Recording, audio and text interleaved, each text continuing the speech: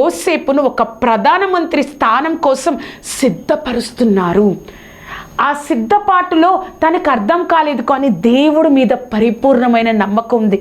ప్రభా, నీకు తెలియకుండా నా జీవితంలో ఏమీ జరగదు కదా, తప్పకుండా నేను ఆ యొక్క సిద్ధపాటులో ఏ క్వశ్చను, ఏ బాధ లేకుండా పరిపూర్ణంగా దేవుడి మీద నమ్మకం ఉంచారు. ఆయన వైపు చూస్తూ ఉన్నారు కదా. మనము కూడా అనేక సార్లు మన జీవితాల్లో దేవుణ్ణి తెలుసుకొని ఉంటాం. సంఘంలో ఎంతో భక్తిపరులైన కుటుంబంలో మనం ఉంటాం.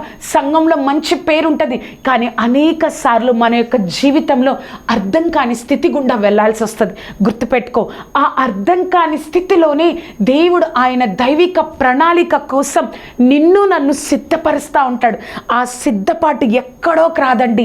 దేవుడి సన్నిధిలో నువ్వు ఎక్కువగా ఆయన మీద ఆధారపడినప్పుడే నీకు ధైర్యం, అదే ఈ లోకంలో బతకడానికి ఒక బలమై ఉంటుంది.